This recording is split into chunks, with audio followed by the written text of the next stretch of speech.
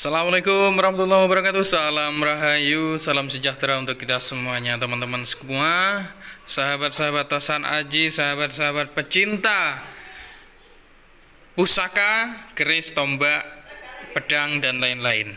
Pokoknya peninggalan sejarah. Saya sapa semuanya. Anda para penghobi, selamat siang dan salam sejahtera. Teman-teman sekalian, kali ini saya akan membahas keris.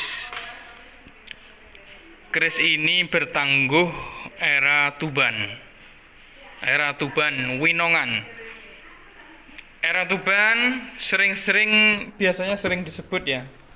Era Tuban itu biasanya sering disebut. Kadang kala orang menyebut Tuban Mojopahit, kadang menyebut Tuban Pajajaran, kadang menyebut Tuban Mataram gitu. Sebetulnya Tuban itu bagaimana sih, Mas? Manifestasinya bagaimana? Pengejawantahannya itu bagaimana? Penjelasannya itu bagaimana? Sebetulnya seperti ini, teman-teman.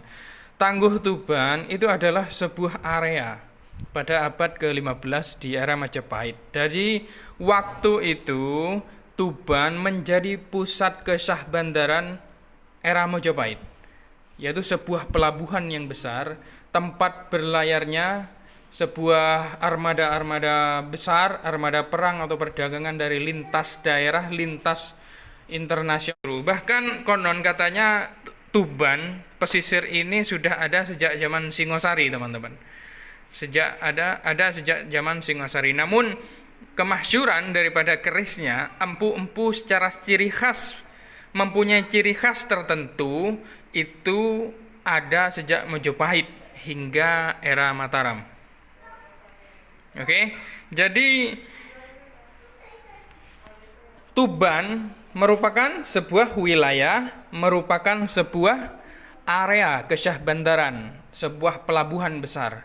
Dan di situ ada keris-keris yang dibuat oleh empu yang sangat-sangat masyhur pada waktu itu. Banyak karya-karya dan ciri khas tertentu. Dan sangat jarang sekali, Tuban sangat jarang sekali ada keris yang berluk, teman-teman.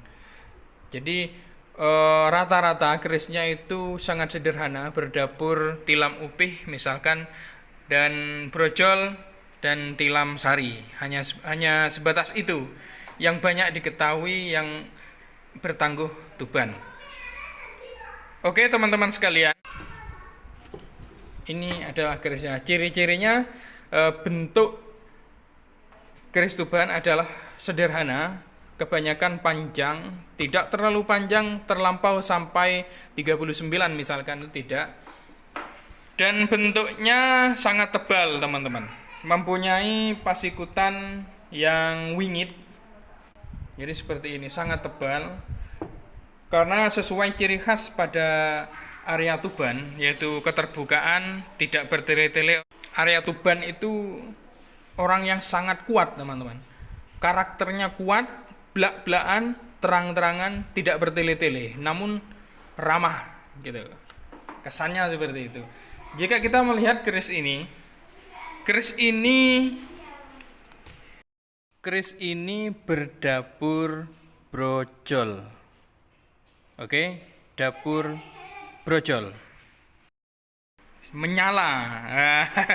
Menyala. Pamornya menyala. Dapatnya ya sudah seperti ini. Jadi saya dapatnya di area Kediri pada waktu itu, bahkan COD-nya di jalan. Sayangnya sudah patah. Nanti gampang lah kalau ada yang mau, nanti saya kasih yang warangka yang bagus tapi kuno. Ini dapatnya warangkanya sudah patah seperti ini, mengenaskan, teman-teman. Ya, itu. Bisa dikatakan keris Tuban itu memiliki karakter yang sangat kuat sesuai dengan kondisi wilayah area pesisir Tuban di waktu itu, teman-teman. Kalau kita melihat pada wilah ini berpamor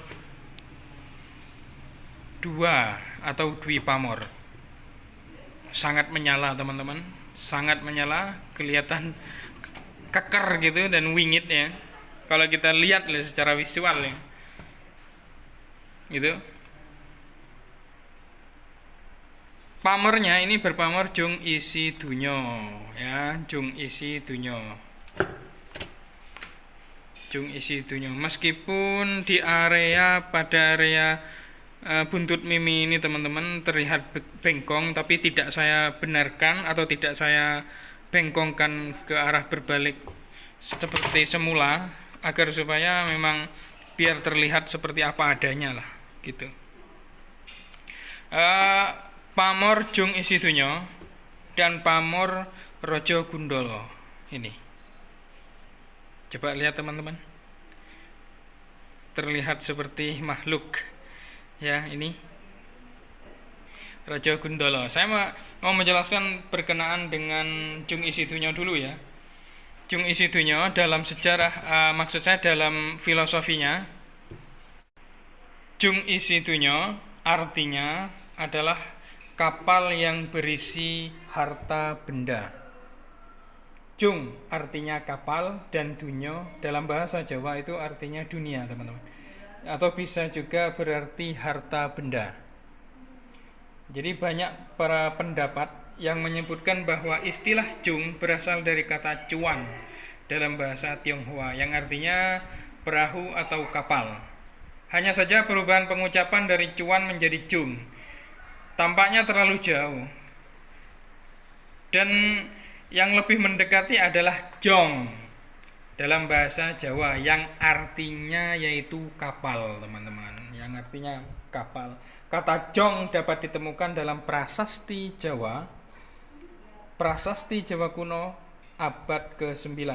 Jadi dapat kita simpulkan filosofi dari pamor jung isi dunyo merupakan sebuah doa pengharapan agar dalam kehidupan kita pemilik keris berpamor jung isi dunyo bisa berlimpah harta benda dan kekayaannya.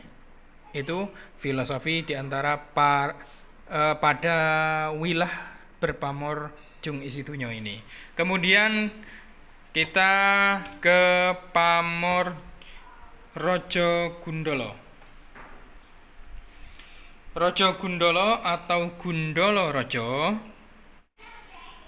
Jadi rojo gundolo itu adalah pamor tiban yang tidak direncanakan, teman-teman. Tidak direncanakan, hanya keluar begitu saja. Ada juga yang menyebut bahwa ini adalah manifestasi dari sebuah tuah yang keluar secara gaib dan keluar secara sendirinya, teman-teman. Keris berpamor rojo gundolo ini umumnya memiliki tuah pembawaan karakter si pemiliknya, teman-teman. Jadi meliputi sifat perlindungan, menolak guna-guna, memindahkan makhluk halus, membersihkan rumah angker, bahkan jika kerisnya istimewa bisa digunakan menyembuhkan orang yang sakit atau kesurupan. Bahkan pada sebagian masyarakat Bali menyebutkan bahwa keris yang berpamor rojo gundolo dapat mengusir leak. Ini, sebagian orang Bali mempercayai hal ini, bahwa keris rojo gundolo dapat mengusir leak, dapat mengusir makhluk halus. Untuk dimensi panjang, coba saya ukur. Dimensi panjangnya 34 cm, teman-teman. 34 cm. Dimensi panjang pada peksinya 7,5 cm. 7,5 cm. Jadi ini adalah keris berdapur brojol, pamor dwi pamor atau dua pamor, yaitu jung isi dunyo dan rojo gundolo. Bertangguh tuban winongan, terlihat sangat angker, terlihat wingit, dan terlihat mempunyai karakter yang sangat tegas dan lugas. Terima kasih yang sudah menyimak. Jangan lupa di subscribe dan tekan tombol loncengnya. Wassalamualaikum warahmatullahi wabarakatuh.